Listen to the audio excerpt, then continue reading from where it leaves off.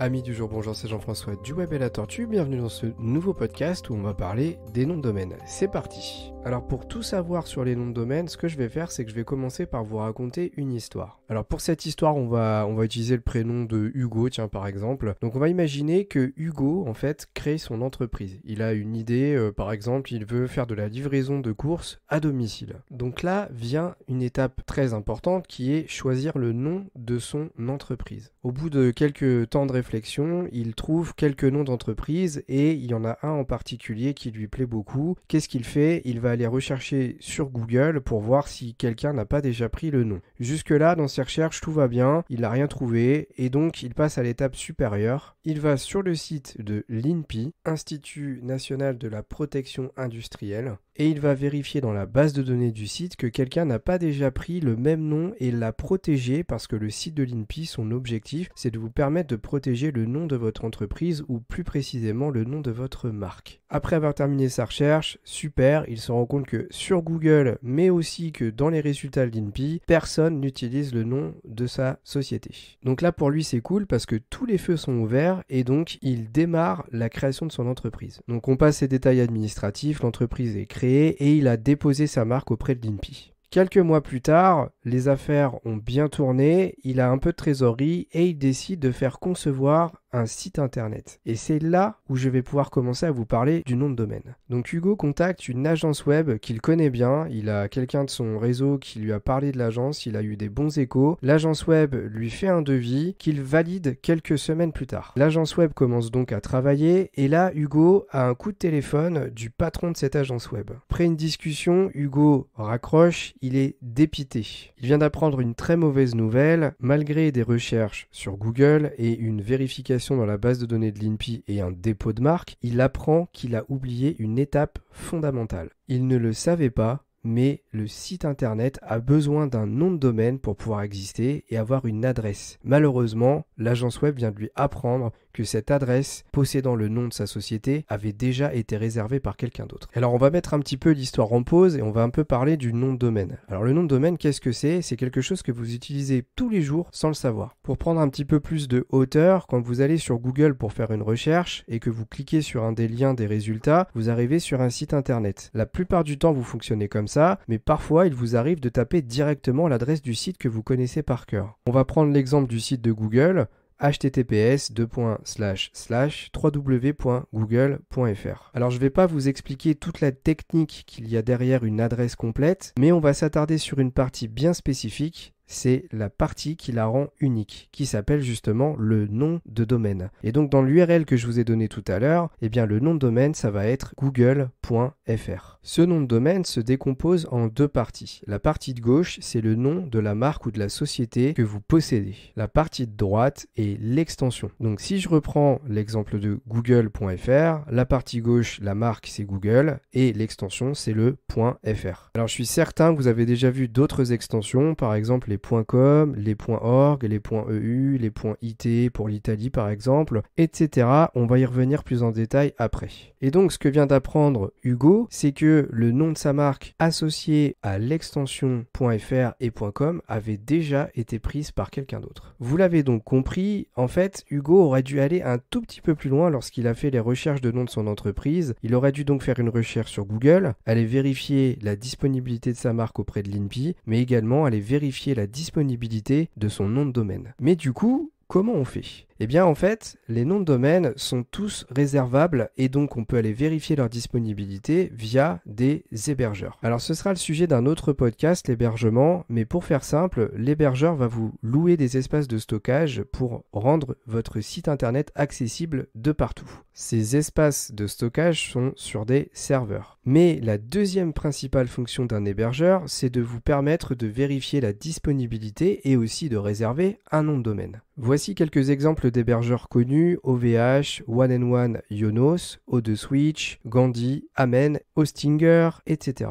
Et donc, quel que soit le site sur lequel vous vous rendez dans les exemples cités juste avant, si vous allez vérifier sur l'un que votre nom de domaine est disponible ou pas, vous aurez le même résultat sur les autres sites internet. Pourquoi? Parce que la base de données est centralisée de manière internationale. Donc le directeur de l'agence web a tout simplement été faire une recherche sur la base de données internationale via un hébergeur et il s'est s'est aperçu que malheureusement cela était indisponible. Et comme je vous le disais, une adresse est unique. C'est un petit peu comme si vous étiez dans une brocante, que vous réserviez un emplacement pour mettre votre stand et que quelqu'un essayait de réserver le même stand que vous. Il va y avoir forcément un problème parce que si vous êtes sur le même stand, vous vous rendez bien compte que ça va être compliqué pour vendre vos produits. Vous comprenez certainement maintenant à quel point est important le nom de domaine. Alors pour aller un petit peu plus loin, il faut savoir qu'une réservation de nom de domaine, ça a forcément un prix. Et donc ce prix va varier principalement à cause d'une chose, son extension. Par exemple, un domaine avec une extension en .fr peut coûter entre 6 et 8 euros. Alors bien sûr, ça peut être un peu moins ou un peu plus en fonction des offres promotionnelles et de l'hébergeur chez lequel vous allez le réserver. Un .com, ça peut coûter 10 euros en moyenne, voire moins ou plus pour les mêmes arguments. Et il y a des extensions plus ou moins chères, ça dépend de l'offre et la demande comme beaucoup de produits. Alors, l'agence web, quand elle a fait son contrôle pour Hugo, qu'est-ce qu'elle a été voir en priorité? Eh bien, elle a été voir la disponibilité du .com et du .fr, tout simplement parce qu'en France, ce sont les extensions les plus utilisées et c'est certainement celles qui sont le mieux référencées par Google. Donc, en général, c'est les deux extensions que moi je vais vous conseiller d'aller vérifier en disponibilité et surtout de réserver pour votre futur site internet lorsque vous allez aller voir sur un hébergeur. Il est possible, bien entendu, d'en réserver d'autres, mais c'est clairement pas les plus importantes. Elles sont souvent plus chères. Et comme dit juste avant, Google a parfois plus de mal à les indexer, bien que ce soit un critère de moins en moins critique pour le référencement. Si on revient à l'histoire d'Hugo,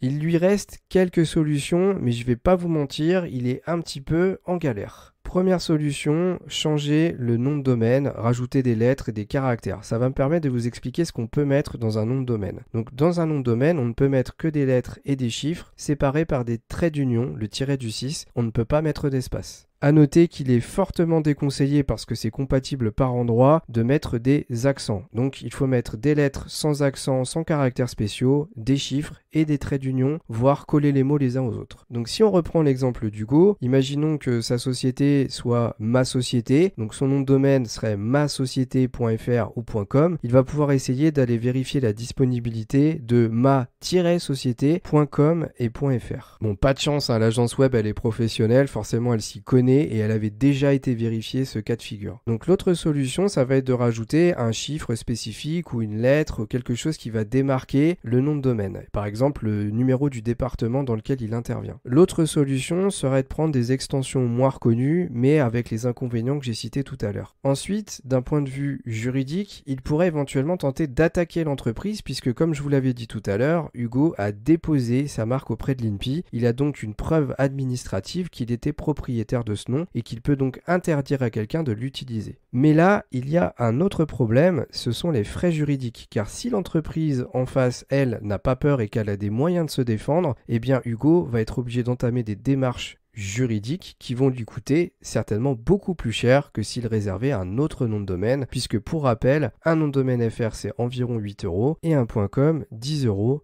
Alors, j'ai pas précisé que c'était à l'année. Donc, vous imaginez bien que le prix d'un avocat, ce sera pas du tout la même chose, sans compter les démarches et le temps que ça va prendre. Donc là, je pense que vous avez compris où je voulais en venir, c'est que c'est une étape hyper importante, c'est que dès que vous créez une entreprise et que tôt ou tard vous savez que vous aurez un site internet, eh bien il y a 3 étapes fondamentales par lesquelles il faut passer. Vérifier le nom de l'entreprise sur Google, à l'INPI et chez les hébergeurs. Il me reste un dernier conseil à vous donner, c'est de bien vérifier que l'agence web qui va éventuellement faire la réservation de votre nom de domaine l'enregistre bien à votre nom. Si je vous dis cela, c'est que j'ai déjà vu des cas de figure où en formation, eh bien les stagiaires, les apprenants que j'avais face à moi se rendaient compte qu'en fait, ils n'étaient pas propriétaires de leur nom de domaine. Donc pour faire simple, quand vous réservez un nom de domaine auprès d'un hébergeur, vous en êtes propriétaire pour au moins 12 mois. Au bout de ces 12 mois, si vous ne le renouvelez pas, eh bien il redevient public. Mais si vous renouvelez ce nom de domaine, vous restez propriétaire jusqu'à ce que vous ne renouveliez plus la réservation. C'est international. Si vous êtes propriétaire d'un nom de domaine pendant le laps de temps, il est réservé partout sur la planète. Pour faire cette réservation, vous remplissez une fiche avec le nom de votre entreprise, vos noms, prénoms, adresse, etc. Et donc ça prouve que c'est bien vous, le propriétaire. Certaines agences web cherchent à enfermer leurs clients et à les garder chez eux bien au chaud. Et une méthode parmi tant d'autres va être que l'agence web va tout simplement remplir la fiche et mettre le nom de son entreprise au lieu de celle de son client pour réserver le nom de domaine. Et croyez-moi, ça arrive beaucoup plus souvent qu'on ne le pense. Bien entendu, la majorité des agences web sont très professionnels et ne font pas ce genre de pratique, mais il y en a une minorité qui cherchent à vendre par tous les moyens et à conserver leurs clients par tous les moyens et font de cette manière. Donc le meilleur conseil que je peux vous donner, c'est que le jour où vous faites appel à une agence web et que vous lui demandez de réserver votre nom de domaine, eh bien faites-le avec elle. Si on récapitule un petit peu tout cela, sachez que quand vous créez une entreprise, il est fondamental de vérifier la disponibilité de votre nom de domaine auprès des hébergeurs. Quand vous réservez un nom de domaine, c'est sur toute la planète. Ça coûte pour un FR en moyenne 8 € par an. Un com va coûter en moyenne 10 € par an. Un nom de domaine ne peut pas contenir de caractères spéciaux ni d'espace. Il doit contenir des lettres et des chiffres suivis de son extension .fr, .com, .org, etc. Et une dernière chose que je n'ai pas précisée, c'est que bien entendu, vous pouvez en réserver plusieurs, puisqu'un site internet peut être rattaché à plusieurs adresses en même temps. Voilà, j'espère ne rien avoir oublié dans toutes ces explications, j'espère que ça vous aura plu et surtout que ça aura été clair. Merci pour votre écoute et dans un prochain podcast, je vous parlerai des hébergeurs ou plutôt des serveurs qui vous permettent d'héberger votre site. N'oubliez pas de mettre 5 étoiles si c'est possible, de vous abonner à nos autres réseaux sociaux et moi je vous dis à la prochaine pour un nouveau podcast du Web et la Tortue.